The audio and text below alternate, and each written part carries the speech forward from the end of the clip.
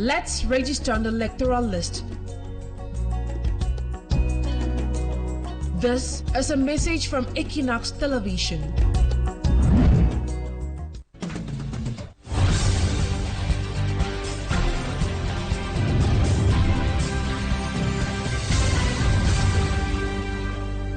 "6 p.m. in Bafoussam, chief town of the West region of Cameroon, same time in Bamenda, chief town of the Northwest region. Good evening, ladies and gentlemen. This is a 6 p.m. edition of the Primetime Newscast on Equinoxe Television. A major story tonight. Teachers' unions launched a nationwide strike action today, April 22nd, the start of the third term, to press for unresolved issues with the government of Cameroon. However, in Douala and many other parts of Cameroon, schools seem to operate normally with classes holding as scheduled. We will tell you how day one of the third term looked like in some of the schools. That is our major story tonight. Stay with us for greater details.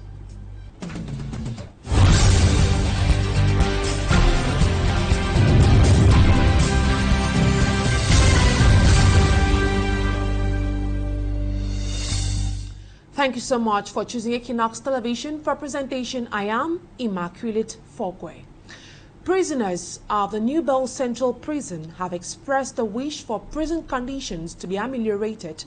They made a plea during the Easter Mass at the prison premises presided over by the Archbishop of the Douala Archdiocese, His Grace Samuel Kleda, today. He called on the prisoners not to lose hope, but keep their eyes on Jesus. One of the highlights was taking the Holy Door to the Douala Central Prison. Annabella accompanied the Archbishop of the New Bell Prison today and came up with this report.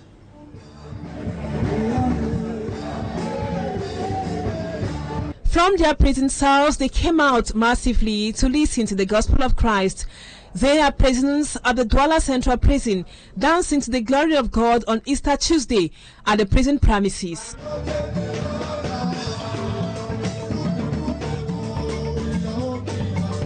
The Archbishop of the Douala Archdiocese took the feast of the resurrection of Christ to prisoners of New Bell. Christ is risen, Jesus is still alive, His Grace Samuel Kleda told the prisoners. One of the highlights of the Easter Mass at the New Bell Central Prison was the opening of the Holy Door. Going through the Holy Door of Hope, the Archbishop preached the need for conversion. If your hand causes you to sin, cut it off. If your eyes cause you to sin, pluck them off. The door will be kept at the esplanade of the prison for repentant prisoners to go through and meditate while hoping their prison conditions be ameliorated. We need judicial assistance, judicial dialogue in between the judicial administration and the inmates. We need the population reduction because it's too dense. There's population problem. We need the population reduction, population control, good medical assistance. Reverend Sister Caroline Acham, coordinator of the Sisters of St. Therese Prison Apostolate, tells us the need to respect the recommendations of Christ. When I was in prison, you visited me. So opening the Holy Door in the prison is also calling on all prisoners not to lose hope. They should keep having hope, hope that they'll be converted one day.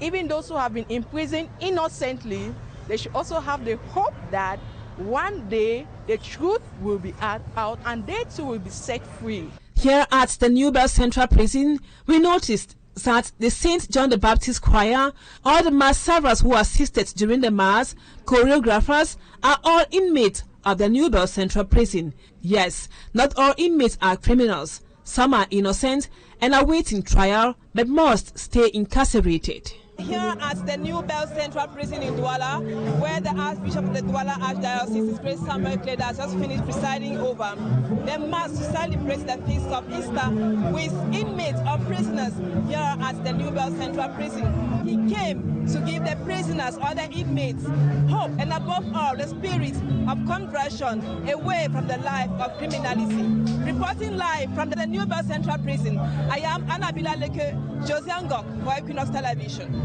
You can see the tap. Thanks a bunch, and Abila.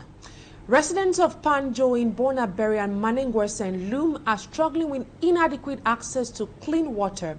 In Panjo, the supply has been irregular for weeks now, while in Manengwese, the population has been in dire need for 2 months, prompting residents to stage a protest march. Sedi Chakutio has more.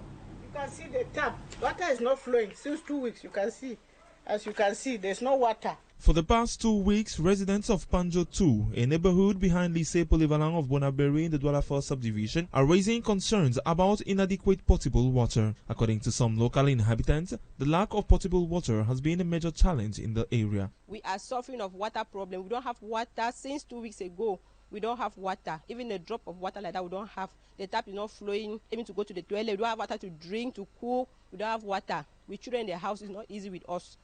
I have so many children in the house. Before the children go to school, they have to go and fetch water very far, kilometers to go and fetch water. So it's not easy. Every day they go to school late. The few wells that are around with neighbors, when you go 2 times, they will drive your child. Your child will be coming back and say, Mama, they say I should not carry water. I've carried too much.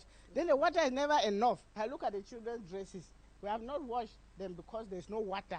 When you send the children, they go, the neighbors will not even accept. Some will accept. Carry only 1 time, 2 times. The child will come back without water. A situation, they say, causes a lot of health constraints. The water in the wells are not safe, yes. They are not even clean. They are not, you have to, even if you disinfect them, it's not really it.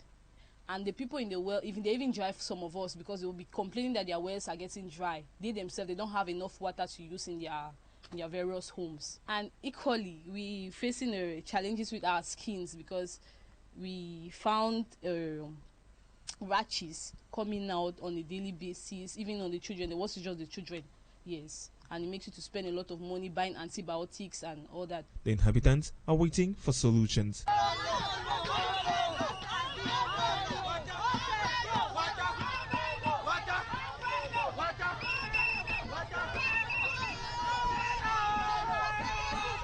Still in the littoral region, inhabitants of Manengwasa, a neighborhood in Lum, Mongo division, went out in numbers manifesting their frustration. They complain of not having potable water for the past 2 months.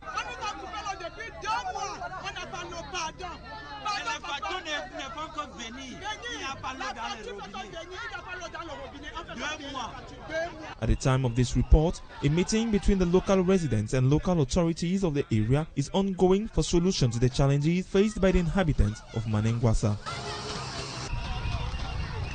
Now to something else. It has been described as a shame, a disappointment, and a peak of irresponsibility. A meeting intended to bring together 100,000 youths to chant support for President Paul Biya in the Far North region, one of the country's most impoverished and misery-stricken parts.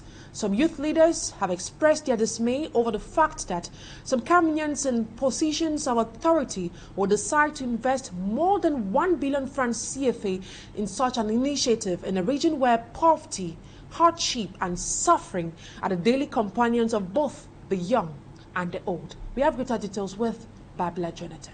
A 1 billion francs CFA meeting to garner support for President Paul Biya provokes angry reactions in the Far North region of Cameroon. The political gathering is reportedly being organized by the office of the House Speaker to the tune of more than 1 billion francs CFA. 100,000 young people from all over the Far North region are expected to converge on the regional capital Marwa May 10, 2025 to chant their support to the head of state ahead of the forthcoming presidential election. Nous avons été stupéfaits, très surpris désagréablement. Youth leader Hamadou Bashiro considers this an insult to the youth. To him, des individus s'apprêtent à dépenser 1 milliard dans le but d'acheter des consciences. 1 billion francs CFA to buy the consciences of youths is the peak of irresponsibility. Nous pensons que cet argent peut être utilisé pour relever un certain nombre de défis.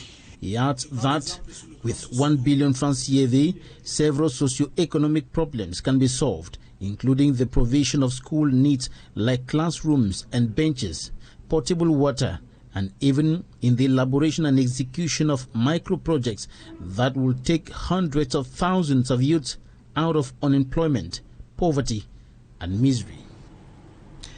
Bishop Ashu Iyabi of the Zika Diocese asserts that bishops have the right to speak out on issues affecting Cameroonians, including socio-economic and political matters. He encourages Christians to hold on to the hope of change despite the current sufferings. The statement is in response to critics likely Biya's regime supporters who believe bishops should not involve themselves in politics. Innocent Aze is the man of that story. When bishops in Cameroon unleashed reactions on President Paul Biya's statements in his 2024 end-of-year speech, his zeal to serve Cameroonians grows stronger. Supporters of the Biya regime frowned at their outings on television and radio platforms, criticizing the bishops have no right to engage in political affairs and force Cameroonians to turn their backs on the 92-year-old. During Easter Mass in Eseka, Nyorankele division of the Central Region, His Lordship Ashir Eyabi, Bishop of Eseka Diocese, stressed that bishops have the right to. L'Église même a l'obligation de dire un mot quand l'être humain, sa dignité est bafouée. Qu'on cesse de penser que l'Église n'a rien à dire. A mother will do everything for a child's well-being. On doit s'occuper non seulement. So too is the church. It has the obligation to pronounce on every aspect of national life. La justice sociale, la justice économique, la justice politique est bafouée. On the subject of change, the prelate stated no form of desired change can be achieved without God and faith. De ne pas accepter un discours. I can't take any statement that nothing will ever change. With God, there is certainty. Changer tout, même la mort en vie. Avoir l'espoir et l'espérance en vie. With all the economic and socio-political challenges faced by Cameroonians, His Lordship Ashir Eyabi urged the population not to succumb. La résurrection du Christ nous interdit d'entrer dans le désespoir. The resurrection of Christ should inspire you and rekindle hope within you if you were losing it. No matter the hurdles, there is still a way out for continuation of life. He also encouraged the Christians to rejoice the resurrection of Christ, a living reality that gives them the force to face rising crackdowns, threats, repression, intimidation, injustice and deprivation in the society. And now we talk education. As the third term began on April 22nd, some schools across the country were affected by teacher strike action over unmet demands. However, in Douala, many schools seem to operate normally with classes holding as scheduled. Asa Lucy Liango visited some schools right in the city of Douala and came up with this report for the 6 p.m. primetime newscast. While some teachers in various parts of the country observe a strike action that began today, the reality is different in several schools visited in Douala. That the strike was announced. This is what we hear through medias. But here in GBTHS Douala Aqua, there is no strike that started today. At 9 a.m., about 98% of teachers were present. For instance, at Lycée Polyvalent in Bonaberi, Lycée Aqua Nord, and the Government Technical Bilingual High School Aqua, both teachers and students honored the rendezvous for day one of the last term in the academic year 2024-2025. School resumed this morning. Teachers were present, students came, examination classes of the economic section started a regional harmonized exam. Lectures commenced effectively with only a few absences recorded. I can say that all of them are in school. Even if there are some absences, they are not many. And this is the third period, which started at 11:25 and will end at 1:15. In the Douala 3 subdivision, the pupils of Richmond International Bilingual School began the third term in a serene atmosphere. It is noticed that the children were there massively. Some who are left behind are just of his health problem. Those in Class 6 preparing for the first school leaving certificate have been urged to cut their teeth and dot their I's. So we've told them that it is important for them to be coming. On the 24th, they have the regional mock. That is also to test their knowledge and to see if they are up to the task of the first school and common entrance examinations. Meanwhile, the Class 5 pupils started the day with mathematics. I've taught a lesson on mathematics on statistic graph.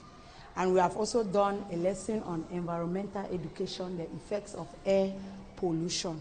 Being the last, shortest, and most decisive term of the academic year, school administrators hope for positive results at the end of the year. Away from education, Pope Francis will be remembered for his vocal stance on the Anglophone crisis, advocating for peace and mediation. He consistently urged authorities to find lasting solutions, condemning the senseless violence perpetrated by armed groups. Malagla reports on the Pope's efforts to bring an end to the conflict in Anglophone Cameroon. Her report. His legacy will be defined by his direct and fearless honesty in talking about the suffering of Cameroonians in the Anglophone crisis. Pope Francis and other bishops in Cameroon will be remembered for advocating a peaceful resolution, emphasizing dialogue and reconciliation. Tragic school shootings in the town of Kumba, southwest region, that took the life of several students, the Pope condemned the violence, describing it as cruel and senseless. Mi unisco al dolore delle famiglie dei giovani studenti barbaramente uccisi sabato scorso a Kumba, in Camerun. Provo grande sconcerto per un atto tanto crudele e insensato. He called for the silence of weapons and the protection of children's right to education and a secure future. Che ha strappato alla vita i piccoli innocenti mentre seguivano le lezioni a scuola. While the government has initiated talks to end the crisis, political analysts argue that much is needed to address the root cause of the Anglophone problem.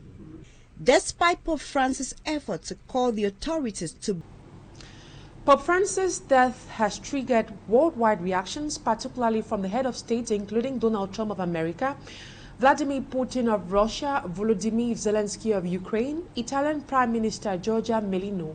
Those in Africa also qualify the Pope as a peaceful man who loved the needy and the poor people, a model to mankind. Amongst the African leaders are President Paul Biya of Cameroon and Felix Tshisekedi of the Democratic Republic of Congo. Innocent Aze compiled their reactions and came up with this report. The death of Pope Francis happened like a global earthquake, instigating reactions from world leaders. President Donald Trump of the United States of America issued a brief message of condolence on social media, saying, "Rest in peace, Pope Francis. May God bless him and all who loved him." The White House had earlier issued a similar message. French President Emmanuel Macron said that Pope Francis had brought joy and hope to the world's poorest. The lights of the Eiffel Tower will be turned off in Francis' honor, and a vigil held at Notre Dame Cathedral to commemorate his life. The President of Russia, Vladimir Putin, praised Francis not just as a defender of the high values of humanism and justice, but also as someone who had fostered dialogue with the Russian Orthodox Church. Putin said he had spoken to Pope Francis on several occasions, adding he will always cherish the fondest memories of him. Volodymyr Zelensky, President of Ukraine, acknowledged Francis always prayed for the peace of Ukraine and Ukrainians. He said, "We grieve together with colleagues and all Christians who looked up to the Pope for spiritual support, eternal memory." Another reaction was that of Italian Prime Minister Giorgia Meloni. She praised the Pope as a great man and has had a privilege to enjoy his leadership, advice and teachings, which never failed even in moments of trial and suffering. In his reaction, the UN Secretary-General Antonio Guterres credits the Pope for spurring the adoption of the landmark 2015 Paris Agreement to slow climate change. Guterres added that Pope Francis understood that protecting our common home is at heart a deeply moral mission and responsibility that belongs to every person. On the African continent, presidents who also reacted are Felix Tshisekedi of the Democratic Republic of Congo, with the highest number of Catholic worshippers, The president praised Francis' spiritual leadership. He honored Pope Francis as a great servant of God, praising his life as a testament of faith, humility, and a steadfast commitment to peace, justice, and human dignity. Cameroon's 92-year-old President Paul Biya is also among the African leaders who reacted to the death of Pope Francis. On his X account, President Paul Biya wrote that Pope Francis' pontificate was marked by his humble leadership and firm commitment to helping the needy and underprivileged in society. And that's it for this first part of the news. Talking Point is up next.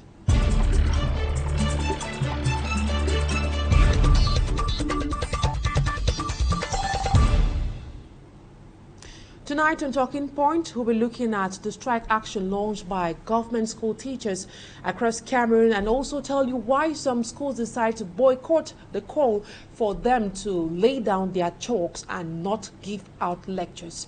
And to answer questions on this, I'll be receiving Joya Dalat, who is the correct communication officer. Good evening. It's a pleasure to have you on Talking Point tonight. Another strike launched by teachers begins today. What are the most pressing issues that led to the decision to go on strike today? I think it's absolutely necessary that we start from the genesis of everything so that people understand the reason for the coming back of the teachers' protest this year in 2025. So we could go as far back as 2022 in February 2022 when a teachers' protest began under the banner OTS. Now, teachers had a number of demands, notably the signing and the application of the teacher status and the automatic payment of teachers' advancements. Now, with time, this movement took ground and spread all over the country until March 2022, when the President of the Republic wrote a series of high instructions to the government, asking it notably to cooperate with teachers' trade unions so as to reach a peaceful solution and solve the various issues that teachers were raising up. Now, in 2023, this movement began again and eventually stopped. Then on the 19th of March 2025, teachers gathered under the framework, under the banner of the Confederation of Teachers Association called COREC, and wrote a strike notice that they deposited at the office of the Prime Minister. This strike notice highlighted 6 demands by teachers, and these some of the most important ones among these 6 are, to start with, in the structural domain, in the structural strata, we have 2 demands, notably the signing and application of the teachers' particular status and the organization of the National Education Forum. Now, in the second strata, we have issues of functional needs, like the effective appointment of head of departments and the payments of their dues and allowances, the regularization of the situation of parent workers. Parent workers are these personnel in government schools that are not civil servants. They are either part-time teachers or any form of personnel working in the school without being a civil servant. Now, next we have the signing of the conventional agreement, the collective agreement rather. The collective agreement is a document, a legal document that should guarantee and protect the rights of teachers who teach in the private sector. Now, these are the various demands that the teachers tabled to the government and expected some solutions to be brought up. Now, since this strike notice was deposited at the Prime Minister's office, the President of the Republic sent high instructions asking the Prime Minister to ensure that government organizes a constructive dialogue with teachers so as to find out solutions to the problems raised by these teachers. So now, what specific actions has the syndicate taken to try to resolve these issues through dialogue with the government before resorting to a strike action? I think it's important to remind that within the framework of trade union actions, starting a strike action is the last solution. So initially we deposited on the 19th of March 2025 a strike notice at the Prime Minister's office. Immediately, government took action on the 26th of March 2025. Following strict instructions given by the President of the Republic, asking government to sit with teachers to find solutions to our demands. So the government constituted an interministerial team under the control of the Minister of Higher Education. This team was made up of 8 different ministries, notably the Minister of Public Service, the Minister of Secondary Education, the Minister of Basic Education, the Minister of Finance, to name just a few. Now, we sat with these various ministers on the 26th of March 2025. We tabled once more all the various grievances and demands of the teachers' cooperation. Now, these ministers made the promise to start a series of meetings and sittings with teachers' trade unions that we are, so that we eventually find out a peaceful solution. Meetings have been going on at the Minister of Higher Education and at the Minister of Public Service and Administrative Reform. But unfortunately, when the correct sat on the 20th of March 2025 to evaluate the government action to solve our problems, a deliberation was done within the trade unions that constitute the correct, and the majority were for the fact that no concrete action was taken yet by government to solve the problems presented by the teachers. That is why we unfortunately had to choose the solution to begin the strike action today on the 22nd of March 2000. What's the reaction of other education stakeholders, including parents? It is so obvious that parents and students are very sad to witness this situation come back again. And these persons have the impression that the teachers' protests turn to come back on and on, simply because no long-lasting situation has been, no long-lasting solution rather has been provided for this situation. And I always like to use this metaphor to describe the situation of the teacher right now. After an output of about 7 months, teachers are in the 3rd and last term, and they decide against their will to start a strike action. It is like a farmer who farms and refuses to go to the farm to claim his harvest. This tells you the deep and profoundly affected state of mind of this person, of this teacher, who is sad to realize that for a couple of years his demands have been put on the table of government to seek for solutions, and yet no real permanent solution is provided to solve the problems that teachers face. So it's so unfortunate that we are faced with this situation again. Joya Dalatu, correct Communication Officer, thank you so much for your time. And that's where we'll put a cap to today's edition of the 6 p.m. primetime newscast on Equinoxe Television. Thank you, ladies and gentlemen, for always staying with us. Have a wonderful evening. God bless Cameroon.